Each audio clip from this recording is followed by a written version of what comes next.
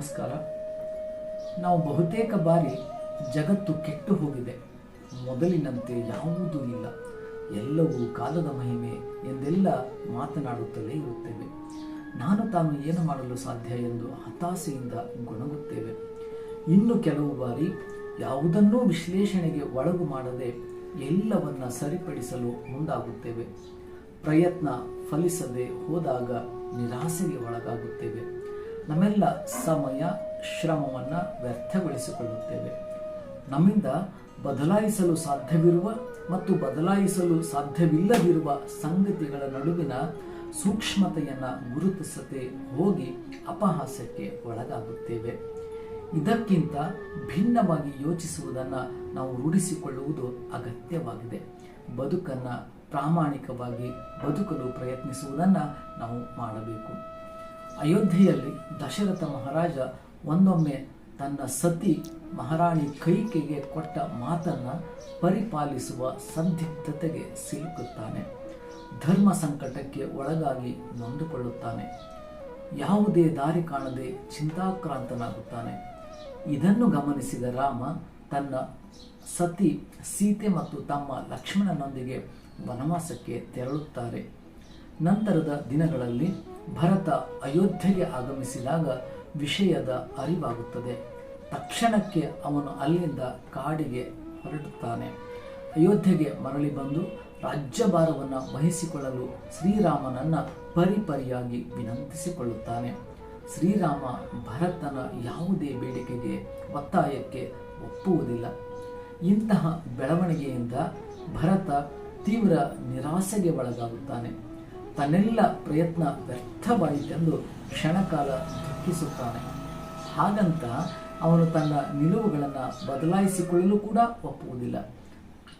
ಕೊನೆಗೆ ಶ್ರೀರಾಮನ ಪಾದುಕೆಗಳನ್ನು ಕೊಡುವಂತೆ ಕೇಳುತ್ತಾನೆ. ಅವುಗಳನ್ನು ಶ್ರದ್ಧೆ ಮತ್ತು ಭಕ್ತಿಯಿಂದ ತಲೆಯ ಮೇಲೆ ಹೊತ್ತು ಅಯೋಧ್ಯೆಗೆ ತರುತ್ತಾನೆ. ಸಿಂಹಾಸನದ ಮೇಲೆ ಇರಿಸಿ ಶ್ರೀರಾಮನು ಅಯೋಧ್ಯೆಗೆ ಮರಳುವವರೆಗೂ ರಾಜ್ಯಭಾರ ಮಾಡುವ ಹೊಸ ಹಾದಿಯನ್ನು ಹುಡುಕುತ್ತಾನೆ. ಅತ್ಯಂತ ಸುಲಭವಾಗಿ ಮತ್ತು ಎಲ್ಲರ ಮೆಚ್ಚುಗೆಗೆ ಪಾತ್ರವಾದ ಕಾರ್ಯಕ್ಕೆ ಅವನು ಮುಂದಾಗುತ್ತಾನೆ. ಬದಲಾಯಿಸಲು ಸಾಧ್ಯವೇ ಇಲ್ಲದ ಸನ್ನಿವೇಶವನ್ನು ಅರ್ಥೈಸಿಕೊಂಡ ಭರತ ಎಲ್ಲ ಸಮಸ್ಯೆಗಳಿಗೆ ತನ್ನಿಂದ ಸಾಧ್ಯವಾದ ಅತ್ಯಂತ ಸುಲಭವಾದ ಮತ್ತು ಭಿನ್ನವಾದ ಪರಿಹಾರವನ್ನು ಕಂಡುಕೊಂಡು ಸಮಸ್ಯೆಗೆ ಪರಿಹಾರವನ್ನು ಒದಗಿಸಿಕೊಳ್ಳುತ್ತಾನೆ. ಬದುಕಿನ ಬಹುತೇಕ ಸಂದರ್ಭಗಳಲ್ಲಿ ನಮ್ಮ ಬದುಕಿನಲ್ಲಿಯೂ ಒಂದಷ್ಟು ಸಮಸ್ಯೆಯನ್ನು ಉಂಟು ಮಾಡುವ ಘಟನೆಗಳನ್ನು ನಾವು ಎದುರುಗೊಳ್ಳುತ್ತಲೇ ಇರುತ್ತೇವೆ. ಅವುಗಳನ್ನು ಪರಿಹರಿಸಲು ಸಾಕಷ್ಟು ಪ್ರಯತ್ನಿಸುತ್ತೇವೆ. ಅದಷ್ಟೇ ಪ್ರಯತ್ನದ ನಂತರವೂ ಕೂಡ ನಿರೀಕ್ಷಿತ ಫಲ ಸಿಗದೇ ಇದ್ದಾಗ ತೀವ್ರವಾಗಿ ಹತಾಸೆಗೆ ಒಳಗಾಗುತ್ತೇವೆ. ಸೋಲನ್ನು ಒಪ್ಪಿಕೊಂಡು ಸುಮ್ಮನಾಗಿ ಬಿಡುತ್ತೇವೆ. ಸಾಧ್ಯತೆಯ ಸಾವಿರಾರು ದಾರಿಗಳನ್ನು ಮುಚ್ಚಿಬಿಡುತ್ತೇವೆ. ಇದಕ್ಕೆ ಹೊರತಾಗಿ ನಮ್ಮಿಂದ ಬದಲಾಯಿಸಲಾಗದ ಮತ್ತು ಬದಲಾಯಿಸಬಹುದಾದ ಸಂಗತಿಗಳ ನಡುವಿನ ಸೂಕ್ಷ್ಮ ಗೆರೆಯನ್ನು ಗುರುತಿಸಬೇಕು.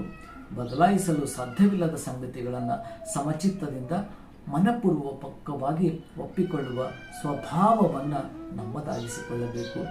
ನಮ್ಮ ಶಕ್ತಿಯನ್ನು ಸಂಪೂರ್ಣವಾಗಿ ವ್ಯರ್ಥವಾಗಿಸುವ ಚಿಂತೆಗಳನ್ನು ಸಮಸ್ಯೆಗಳನ್ನು ಧೈರ್ಯದಿಂದ ದೂರಕ್ಕೆ ಸರಿಸಬೇಕು. ಇದಕ್ಕೆ ಸಮಾನಾಂತರದಲ್ಲಿ ಬದಲಾಯಿಸಲು ಸಾಧ್ಯವಿರುವ ಸಂಗತಿಗಳತ್ತ ಗಮನ ಹರಿಸಬೇಕು. ಸಮಸ್ಯೆಗಳ ಪರಿಹಾರಗಳ ಬಂಧನದಾಚೆ ನಿಲ್ಲಬೇಕು. ಭಾವನಾತ್ಮಕ ಸಂಕೋಲೆಗಳ ಬಂಧನದಿಂದ ಬಿಡುಗಡೆಗೊಳ್ಳಬೇಕು. ಮುಕ್ತ ಮನಸ್ಸಿನಿಂದ ಯೋಚಿಸುವ ವಿವೇಚನೆಯನ್ನು ನಮ್ಮದಾಗಿಸಿಕೊಳ್ಳಬೇಕು. ಇಂತಹ ನಮ್ಮ ಪ್ರಯತ್ನಗಳು ಎಲ್ಲವೂ ಸುಖಾಂತದಲ್ಲಿ ಪಬಡಿಸುವಂಥ ದಾರಿಯನ್ನು ತೋರಿಸುತ್ತವೆ, ನಮ್ಮನ್ನು ಕೈ ಹಿಡಿದು ನಡೆಸುತ್ತವೆ. ನಮಸ್ಕಾರ.